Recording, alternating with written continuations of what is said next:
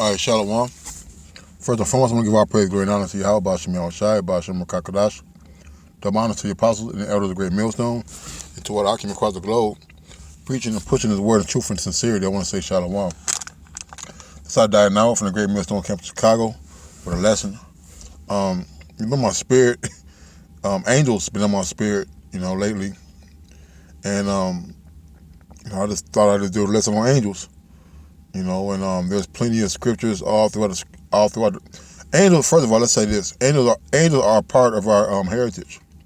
All right, they're of high value and very importance. Okay, and they're angels on the left hand side and right hand side, but we're gonna focus on the right hand side angels. All right, and how mighty and how glorious they are and their purpose. Each angel has a purpose. Each angel has a purpose in the eyes of Yahweh Shemel Shai. All right, they have a duty and a job to do.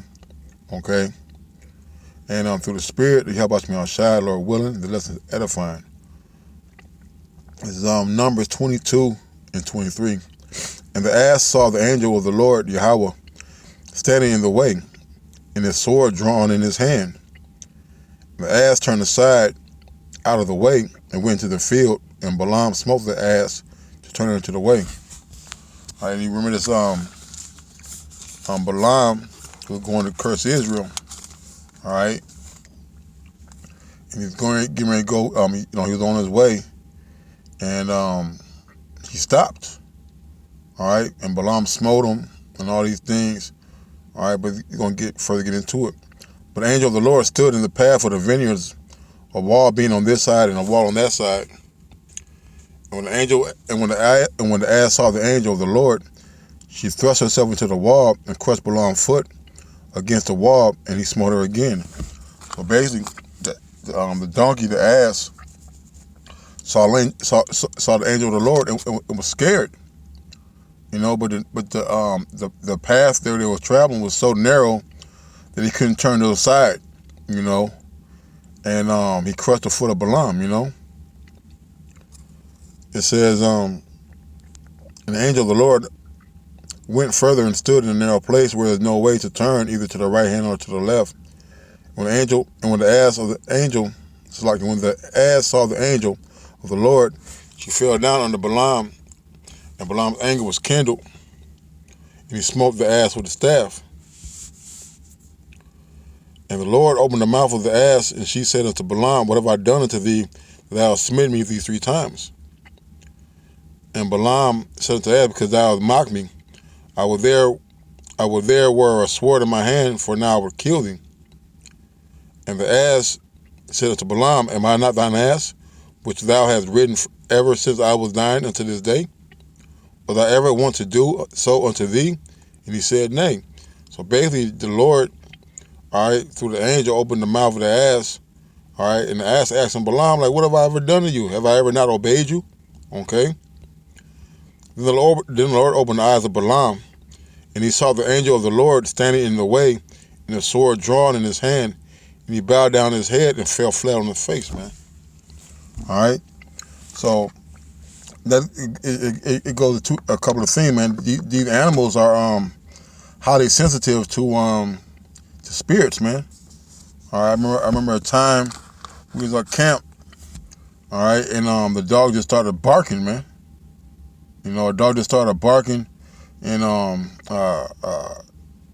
he was barking at a demon that was sitting amongst us trying to listen, man. All right. The point being is here that angels are not always seen. All right, they can make themselves invisible, but this is the case in point. So it says the angels of the Lord are kept around them that fear him. The angels are always around, man. They can materialize and dematerialize, all right, whenever they so please, man. And here the angel stood before Balaam with a sword, man. Now, mind you, the angels are great bodily figures, man. All right, of a fierce countenance, man. Okay? All right, they're basically warriors, man. All right? So when Balaam saw this, what did he do? He humbled himself, man. He bowed down, all right? and showed humility, man. All right. But guess who seen her first? The ass seen her first. All right. So angels of the Lord are mighty, man. You know. This is on Genesis 32.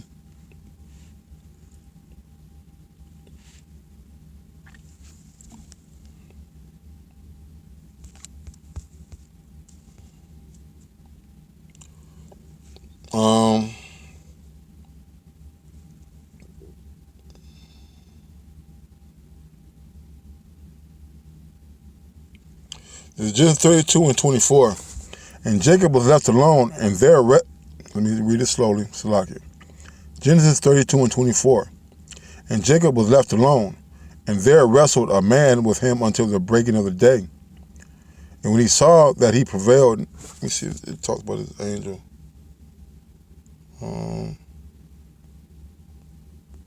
Okay. Let me read it again. Genesis 32 and 24. And Jacob was left alone, and there wrestled a man with him until the breaking of the day. And when he saw that he prevailed not against him, he touched the hollow of the thigh, the hollow of Jacob's thigh. Let me read that again.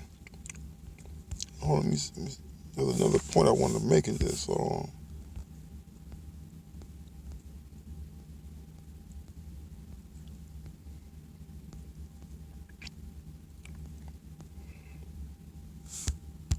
all right, read it again. All right, it says Genesis 32 and 24.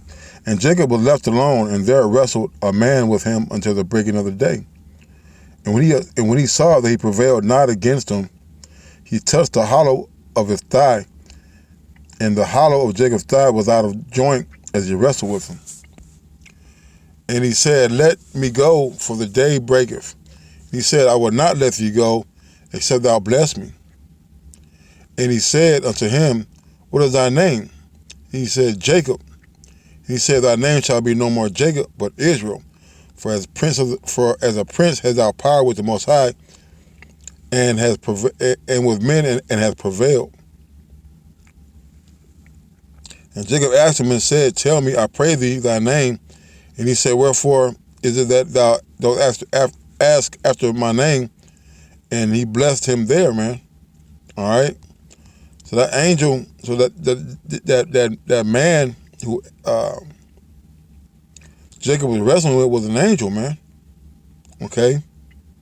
And to prove that was that, his strength. All right. And he asked him for a blessing, man. All right. And the fact that the angel just touched his thigh and it fell out of joint. All right. No man has that power just to touch his thigh and it comes out of joint. All right. Angels are very mighty, man. All right.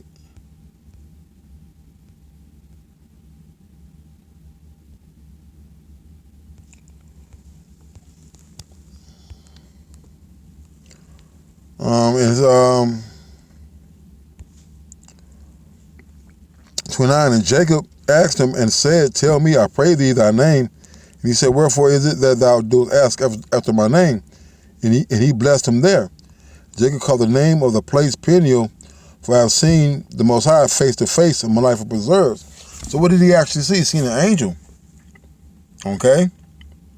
And that's what it is, man.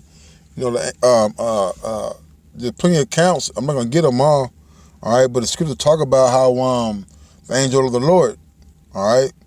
So when you see we see an angel, our people, we understood that was the Lord. Not the Lord personally, but the Lord in his power and his might by sending something so mighty, all right, to be seen with humanly eyes, man. With human eyes, man. All right? And the strength of an angel, man, the strength of an angel is mighty, man. All right? 2 Samuel.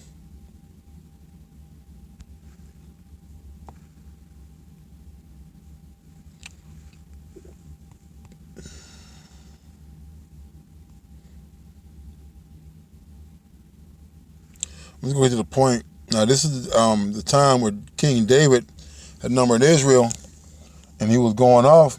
And the Lord gave him a proposition by my brethren Gad. All right. I'm not going to read all of it, but I'm going to start at 14. And David said unto Gad, I am in great strait. Let us fall now in the hand of the Lord, for the mercies are great, and let me not fall into the hand of man.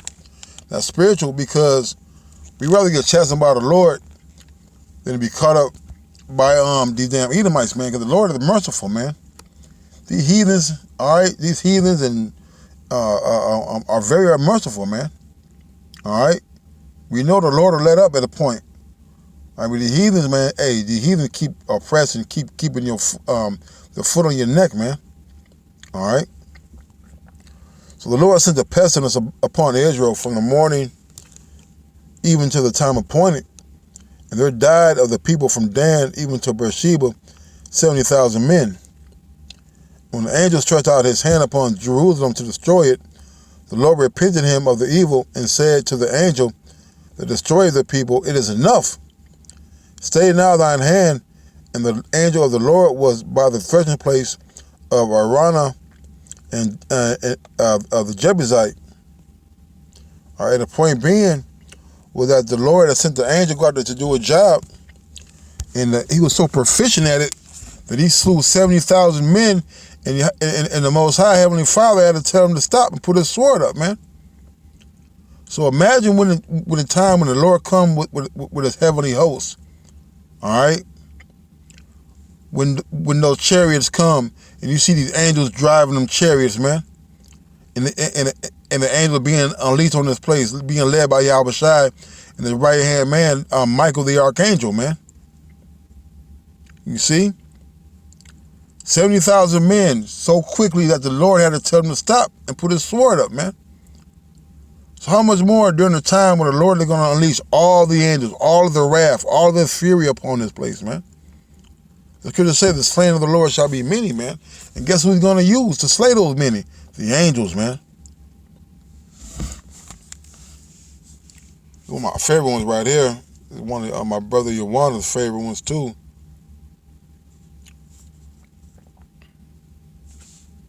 Second Maccabees.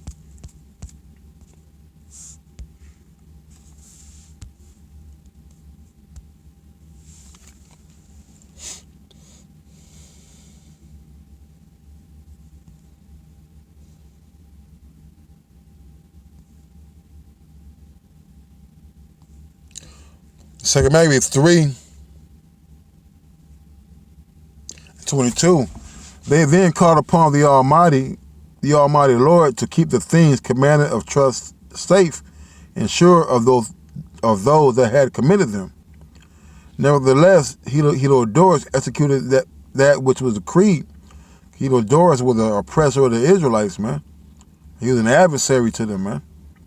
Now, as he was there present himself with his guards, my Heliodoros, the treasury of the Lord of spirits, the prince of all power, caused a great apparition, so that all that presumed to come in with him were astonished at the power of the Most High, and fainted and were so afraid, man.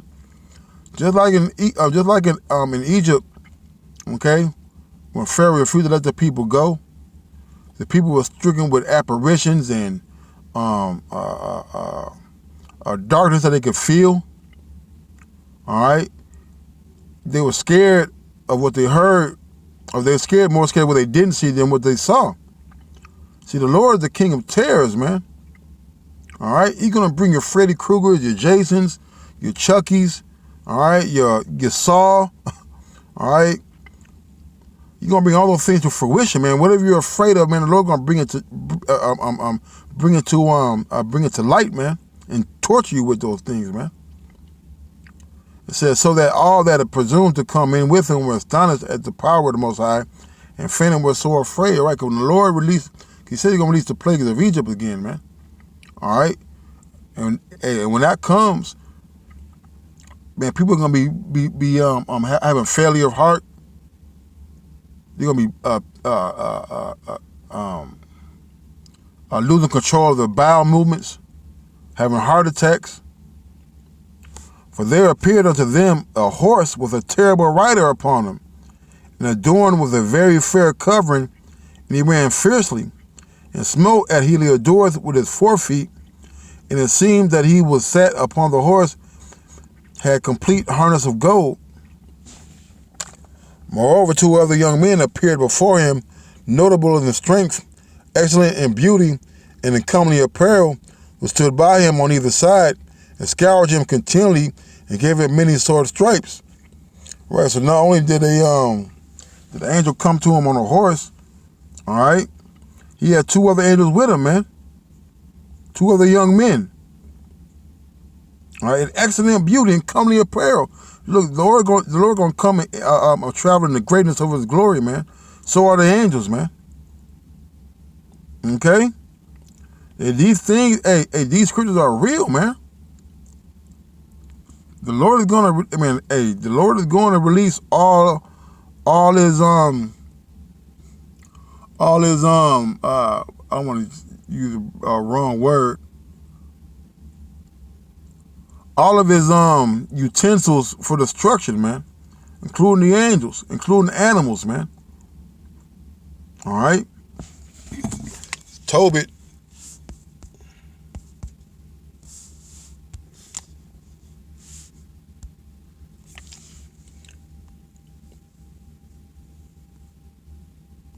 Tobit 12:15. I am Raphael, one of the 7 holy angels, which present the prayers of the saints, and which go in and out before the glory of the Holy One, man. So Raphael, the very high level angel, man. All right, he carries our prayers until Yahweh Shem Yahushai, man. All right, he's in the presence of the Lord, man. It said, then they were both, and I'm reading this as if you brothers have read your whole roll. All right, if you go in this Tobit. All right, his father Tobias, I believe Tobias had sent a man with him. That man was an angel. Okay, you can read Tobit, the whole book really. All right, it'll break it down. But I'm just getting to the point. All right, it says verse 16. Then they were both troubled and fell upon their faces, for they feared. But he said unto them, fear not, for it shall go well with you. Praise Yahweh therefore. For not of any favor of mine, but by the will of the Most High I came. Praise him forever. All right, so the angels are sent by the Lord, man. And the backdrop of the story, the angel was a companion along with Tobit the dog, all right, to go meet his wife, right? And the angel was appearing, I'm going to read it. All these days that I appear unto you, but I did neither eat nor drink, but you did see a vision. Salakia. All right, so there was times where they was on a journey, and they were eating and drinking. Him and the angel Raphael were eating and drinking, but we know angels don't eat or drink or nor sleep. Okay, but the Lord had but the angel said, "Man, you have seen a vision." So the angel can appear to do something, all right, that he's not doing. Angels have no need of water. They have no need of drink. They have no need of sleep. They have no need of sex, man. All right, for they are pure, heavenly, spiritual bodies belonging to the Lord, man. All right. So it says, all these days I did appear unto you, but I did neither eat nor drink. But you did see a vision, man. So you could be dealing with angels, right? You could be dealing with somebody in a restaurant or on the street, and they drinking and sitting with you, and the point being, they could be an angel, man. The scriptures talk about how we entertain angels unawares, man. Hurry this up a little bit. This is Genesis.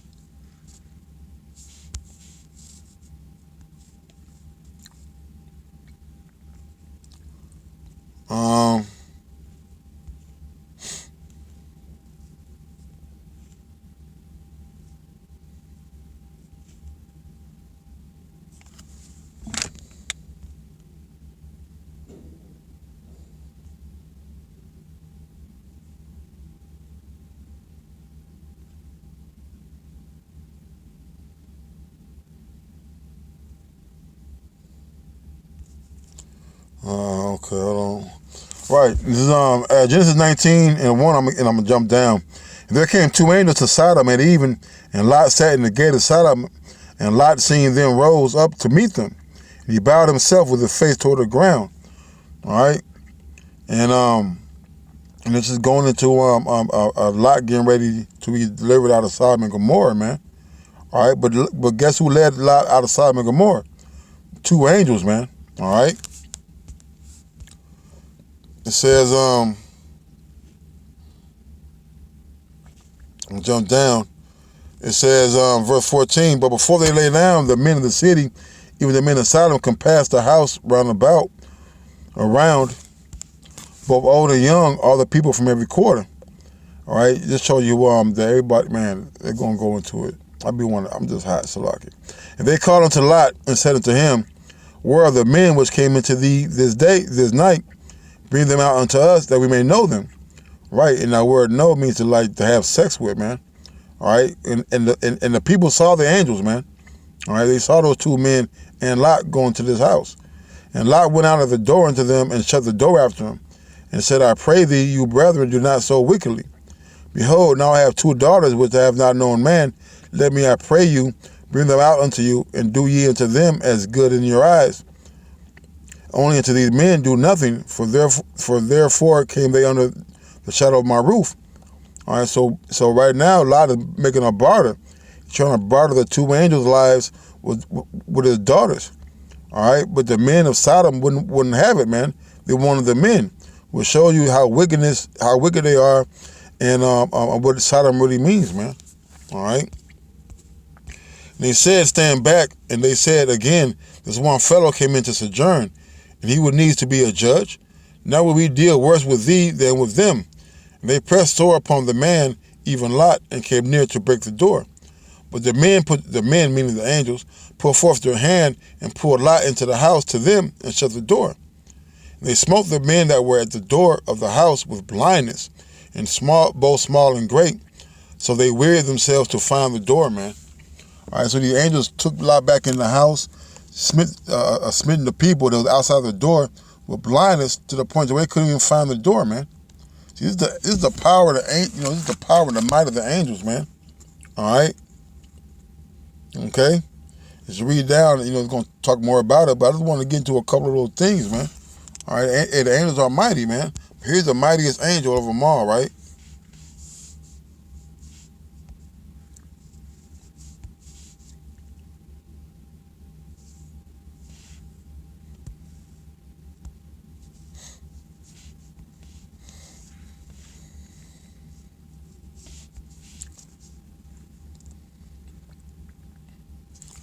It says, Exodus 23:20, it said, behold, I send an angel before me. Behold, I send an angel before thee to keep thee in thy way, and to bring thee into the place which I have prepared. Beware of him and obey his voice. Provoke him not, for he will not pardon your transgressions, for my name is in him. But if thou shalt indeed obey his voice, and do all that I speak, then will I be an enemy unto thy enemies, an adversary unto thine adversaries. For my angel shall go before thee, and bring thee unto the Amorites, the Hittites, the Perizzites, and Canaanites, the Hittites and the Jebusites, and I will cut them off, man. So who's the angel of the Lord sent before you? It's Yahweh Shai, man. All right? Yahweh Shai is the voice we're supposed to obey. So that one say, call Allah, Yahweh Shai, the Bible, the apostles, and the elderly red millstone. Till next time, Shalom and Abba Ball.